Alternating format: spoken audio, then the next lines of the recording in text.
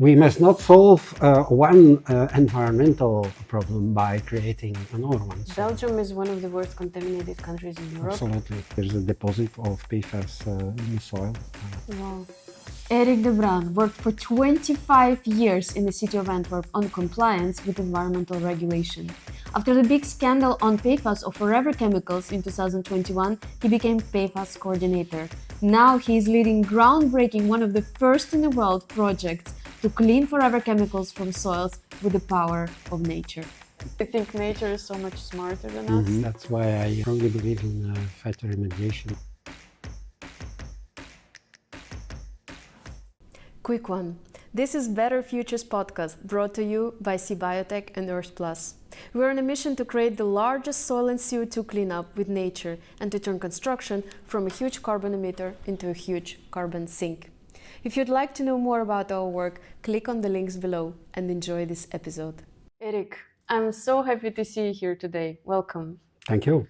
You worked for 25 years with the city of Antwerp, first on the compliance with environmental regulation and as of 2022 as a coordinator for PFAS. And now yes. And now you're focusing on PFAS cleanup projects. So we're going to dive into a lot of things today. Okay. First, could you tell a little bit about yourself and why you're so passionate about finding cleanup solutions for chemicals? Well, I have a degree master degree in chemistry, biochemistry. So I worked at the city of Antwerp in compliance of environmental regulations, but in 2021 this problem with PFAS came onto the radar with the pollution caused by the 3M factory, which is close to Antwerp. And in fact, it was for me it was a question of honor because I have always been professionally active in the environmental sector. And now, all of a sudden, there appeared, for me, it was an entirely new kind of pollutant, which seemed to be very stubborn. So it was also a very big challenge. It was a very complicated problem.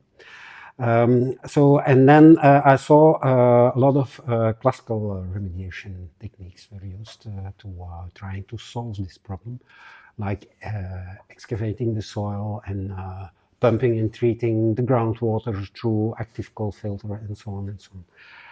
But the concentrations in the environment of the PFAS are very low, so you need loads of energy to remove all this PFAS from the environment. It's an entropy problem and it costs a lot of energy.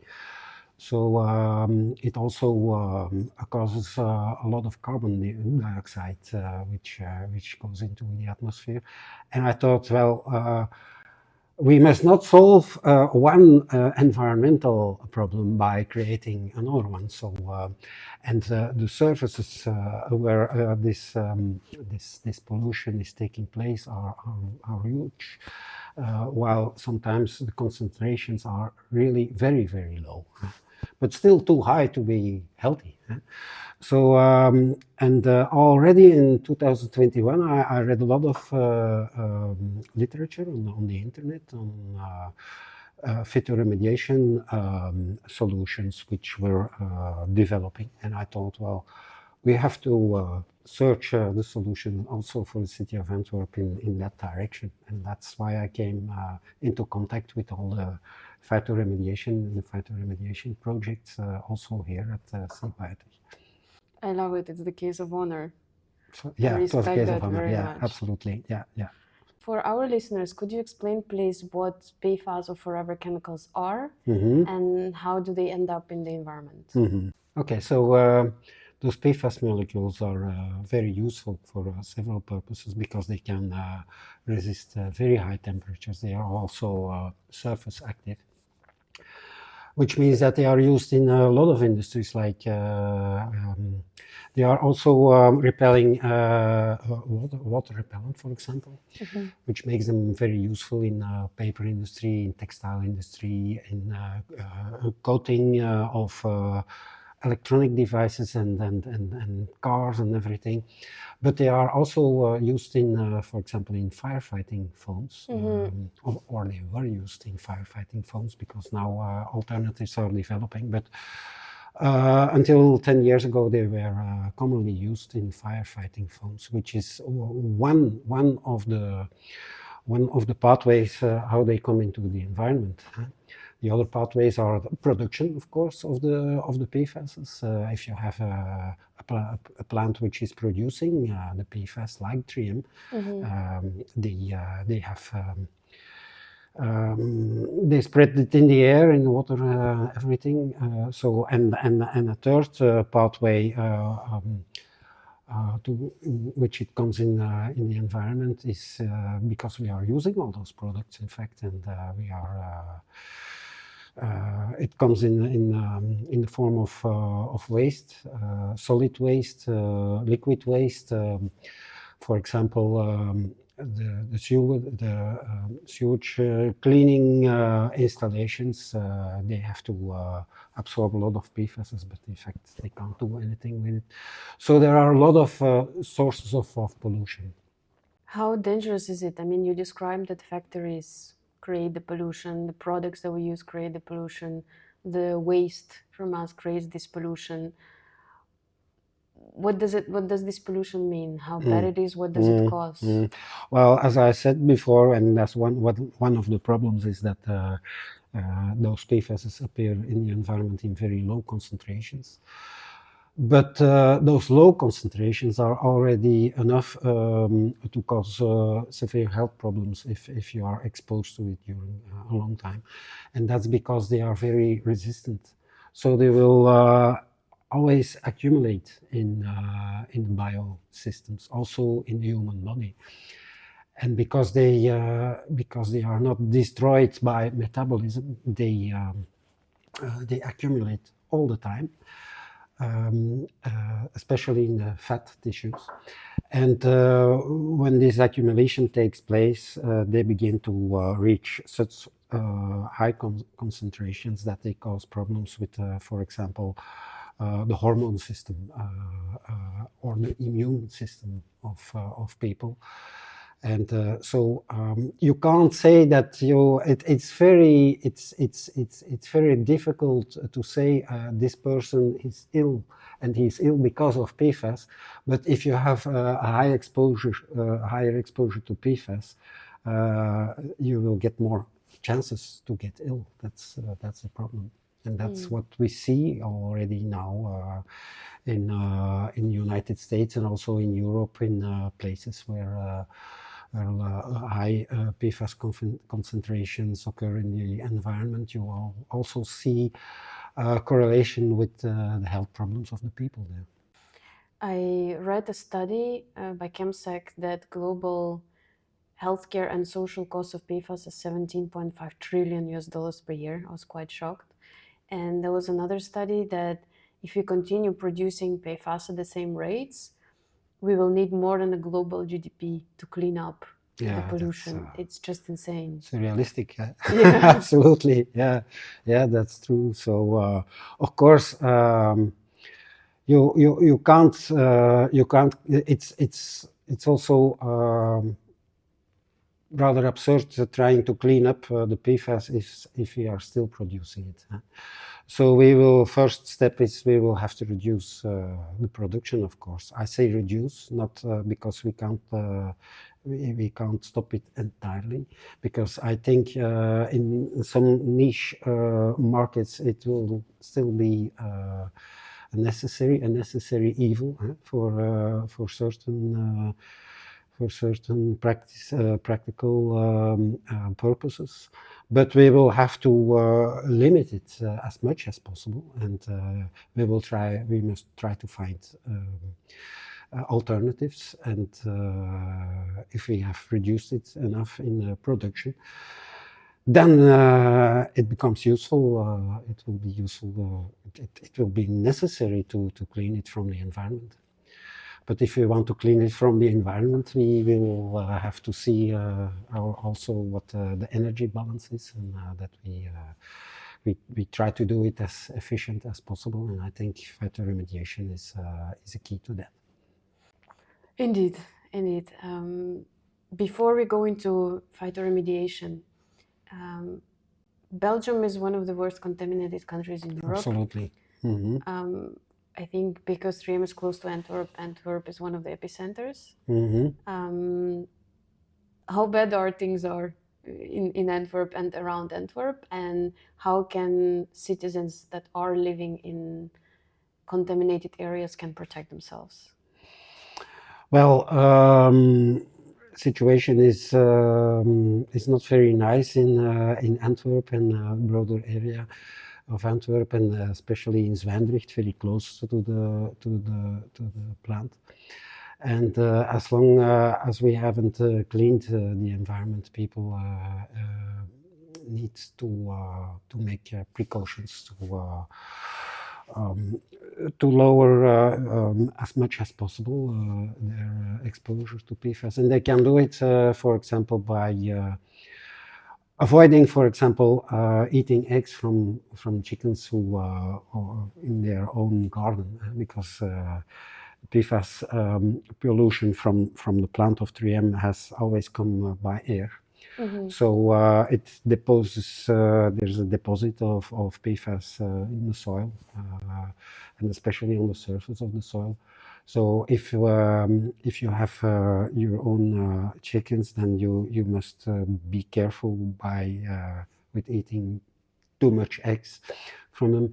If you have your own vegetables, a vegetable garden or fruit trees or so, you also need to be careful. I don't say that it's forbidden to eat it, but you will have to diversify your diet also with other products. In fact, you always have to diversify your diet, but this is an extra reason to do it. Also, children, of course, children are very vulnerable, so you need to take care that they, for example, that they don't play in soil, that they don't take up too much sand or dust from the soil. All that kind of things, you must take care for that if you live in the neighborhood of such a plant. Yes. So the pollution came mainly from the air. Mm-hmm. It got deposited on the soil, mm-hmm. and now people living around factories, and I think I even read that everybody in Flanders should avoid eating eggs from their own chickens. Mm-hmm. That mm-hmm.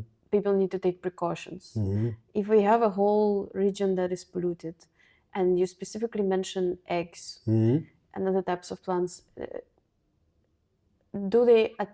does PFAS attach themselves to certain plants better than to the other ones? Yes. Why is it eggs? Yes. Like, what do we need to watch out for? Yeah, eggs because because the chickens are higher in the food pyramid than the vegetables and the fruits, of course. And also because in the eggs you have those proteins and fats which attract or absorb the PFAS and concentrate them. But also there's also a difference between the different vegetables, because the PFAS, if it enters a plant, growing plant, then it will enter by the roots, of course, and it will enter through the water which is taken up by this plant, and this water will contain PFAS which are soluble in water. And this water will end up in the leaves where it's evaporated again. So the PFAS will concentrate especially in the leaves. Mm. And that's why, for example, lettuce is a higher risk than carrots, for example, because lettuce or spinach, it's mainly composed of leaves. So there you have a higher concentration and a higher risk by eating lettuce or spinach than if you would eat potatoes or carrots, for example. And if you buy ground and grow on the ground that comes from the shop, is that okay, or do we not know where it's coming from?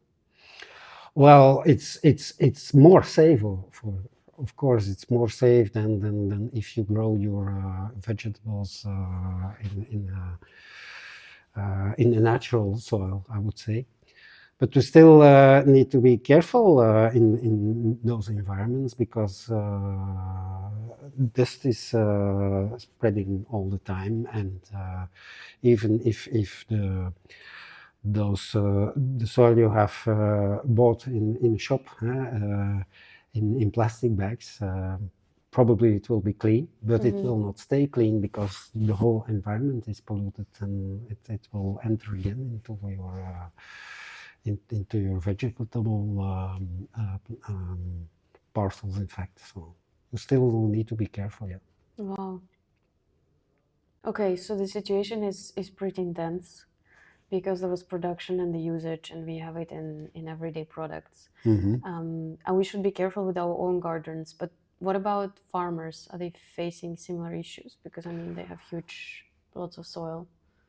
Yes, especially the farmers who are active in the vicinity of 3M, but not only 3M, but also other, because Antwerp is a big is a big center of all kinds of chemical industries, and it's not only production but also the use of PFAS in other plants, which spreads the PFAS around, and it's a big risk, yes, for farmers. In fact, they still can they still can continue their activities, but their products, their end products, have to comply to the standards of the food agency. So the food agency will do regular controls, inspections of, for example, milk or meat or vegetables, and if the concentrations there are too high, then the farmers have a big problem, of course, because their products will have to be destroyed. They can't be sold. So they have big financial risks, in fact. Yeah. Okay, you know, when I moved to Belgium, I thought I'm moving to a very nice, clean country. Turns out it's nice, the but most clean polluted ones. depends. Yeah. So let's talk about hope and phytoremediation. Can you explain what that is and how that can help solve the PFAS issue? Well, as I already said, the plants, different plants are reacting differently to PFAS. And there are plants that have a high water demand. And plants with, like willows, for example, or poplars, like hemp, they have a high water demand. And because they have high water demand, in fact, it's kind of natural pump and treat system, which is driven by solar energy, by the way, because it's driven by solar energy, so it doesn't put carbon dioxide into the air. So we can make use of that. We can make use of the fact that those plants absorb the water from the soil, even from the groundwater, if you have plants or trees which have roots that can reach the groundwater level. We can even attract the groundwater with those trees. And then, as I said, the water, together with the PFAS, will go toward the leaves of the plant. And if we can harvest the leaves separately from the rest of the plant, then there you have a fraction of the plant which has accumulated most of the PFAS. Then you will say, yeah, but the PFAS is still there. That's correct, but it's much better to have it, for example, in 5 tons of green waste, then when it is spread in 50,000 tons of soil, for example. It's much easier to treat those 5 tons of green waste than to treat 50,000 tons of soil, of course. So then you have, in fact, already reached the first step towards the solution. Okay, so traditionally we were taking the soil, excavating it with very little but still dangerous PFAS concentrations and putting it somewhere else. Yeah. Emitting a lot of CO2, not really solving the issue. No. I think I was looking at the map from Le Monde and Forever Pollution Project that in Europe there are thousands of hotspots and basically a third of our continent looks red. I don't think we have enough space to excavate a third of it. Absolutely. However, we can use plants, right? And plants will pick up PFAS and it will be concentrated in the leaves, so we can treat the leaves instead of treating the whole soil. Yeah. The bingo question is, how long would it take to clean up? I understand there's probably no size fits all, but... No, there's no size fits all, and it's still a lot of scientific research has to be done to quantify that. But we already have some indications that that in moderately polluted environments, it would take 10 to 15 years to lower the concentrations and to a level which is affordable or which is doesn't give big problems to the health of people or to the farmers who are trying to grow vegetables or other food on it. So 10 to 15 years is it depends of course on what kind of soil it is, what kind of PFAS it are, and so on and so on. But that's order of magnitude, I think, which is realistic. You know, I think it's okay, because we are talking about forever chemicals and scientists fear that they will stay there forever. So if we can find a solution that can bring the levels down in 10 to 15 years versus millennia, I think it's a no-brainer. We also cannot solve the CO2 and carbon emissions issue in 1 year. It seems like a reasonable timeline to start acting as of yesterday. So how come phytoremediation of forever chemicals is not widespread yet?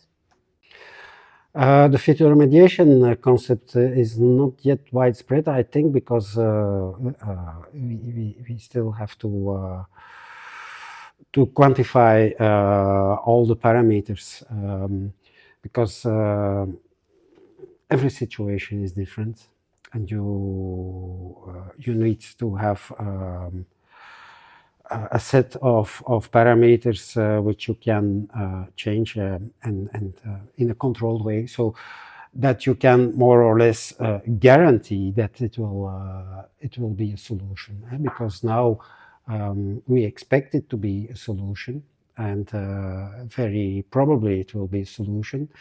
But if one is if someone is government or a local government or so is looking for a solution for a PFAS contamination problem, then they need to be more or less sure about the time it will take, the costs which are involved, and so we still need a lot of quantification, and we also must be able to do benchmarking with the other traditional methods. And once this step is taken, then I think phytoremediation will expand itself very rapidly. I'm really looking forward to that. I think nature is so much smarter than us, and we try to solve all our problems with engineering, but sometimes we just have to turn to nature, to plants, to see how to clean up and how to not create the same mess again. And Erik, could you share what are the projects that you're working on right now? Well, the projects I'm working at, it's mainly on two spots. It's a small spot, I would say, rather a small spot, which came into the news quite recently. It's the fire station of Lillo in Antwerp, which is in the middle of the port area, and that means that those firemen are very often confronted with huge industrial calamities, and they trained with PFAS containing firefighting foams for many years there. So we have this pollution problem there. But the interesting thing on this site is that you have some space there that you can use for phytoremediation, because of course if you have a fire station in the middle of a city, it will be more difficult, of course. But there we have space to do some experiments. So we have created some fields there in with several concentration backgrounds in the gradient of the PFAS pollution there. We have made several hemp fields there, and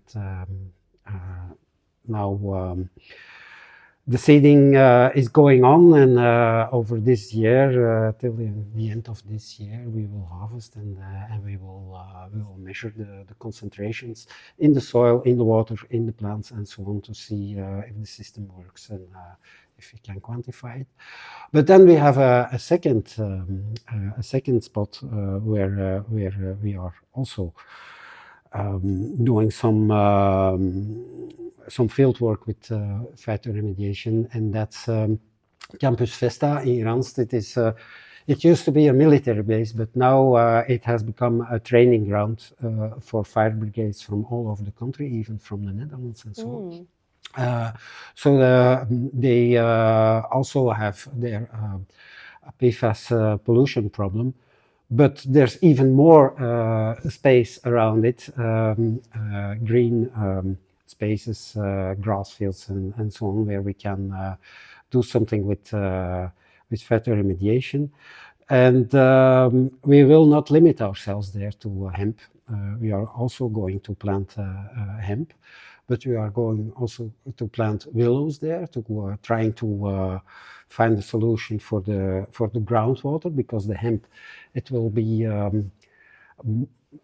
solution for the soil, but for the groundwater, probably willows will be more suited.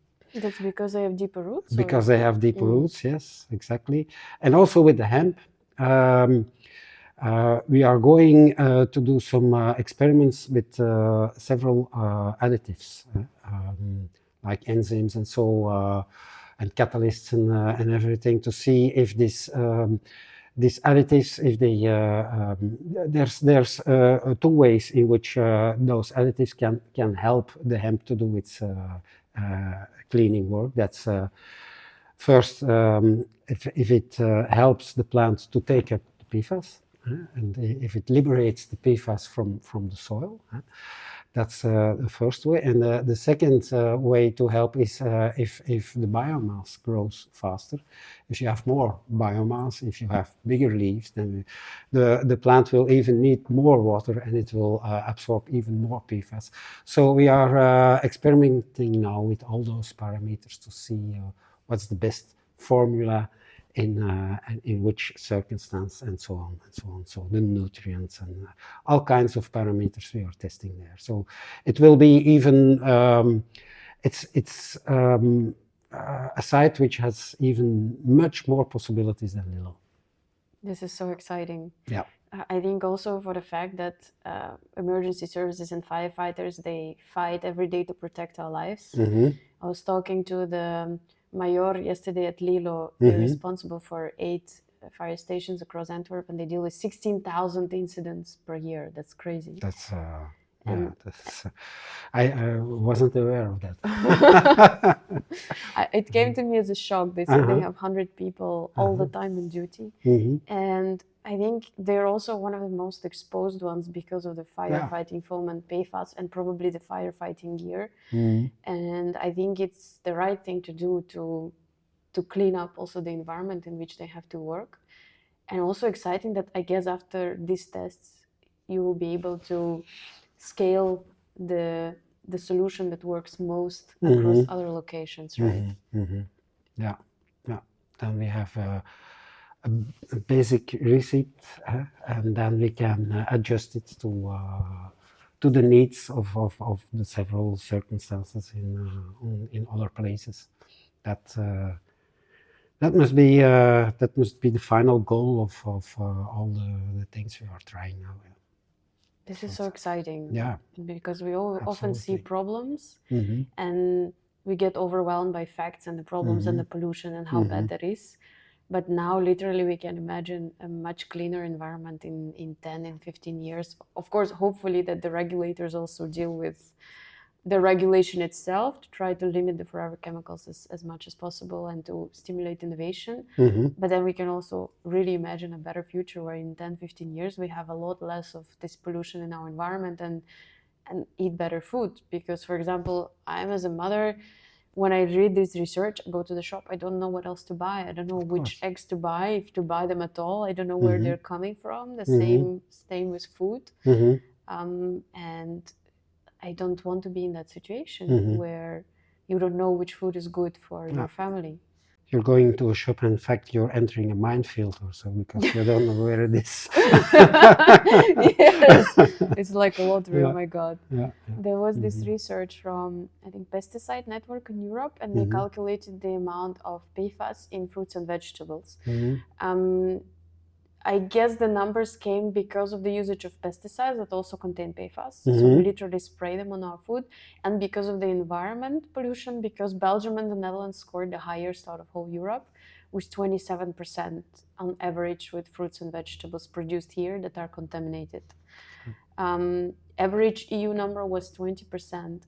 I was even shocked to see strawberries. 37% of strawberries contain forever chemicals. So like when I go now to the shop, I can't bring myself up to buy strawberries even because that's a very, very high chance, right? It's the same with eggs. Ever since you told me about the eggs, it's like, what do we get in the shop? And it's time that we take the honor and take the responsibility for the things that we've done and fix that. Yes, absolutely. Without causing too much collateral damage also. That's why I strongly believe in phytoremediation, because it's the only way to solve this problem without causing huge collateral damage in other compartments of the environment, like carbon dioxide or other things. For example, if you excavate soil and you bring it to a ground cleaning center, that's not the end of the story, because what comes out of the cleaning center, it's not fresh soil that you can use again to plant trees or vegetables or corn. No, it's just dead material, it's dead soil. So then you will have to import new soil, living soil from elsewhere. But from where? Because the problem is everywhere.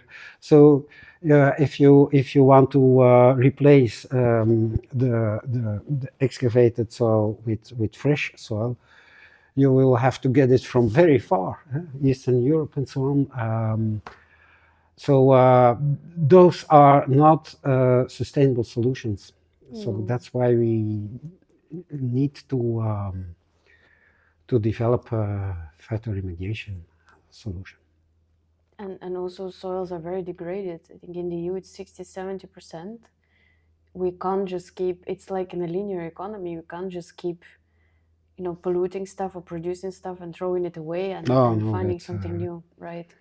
That story is ending. We must make our economy circular in every way, in every corner of the economy.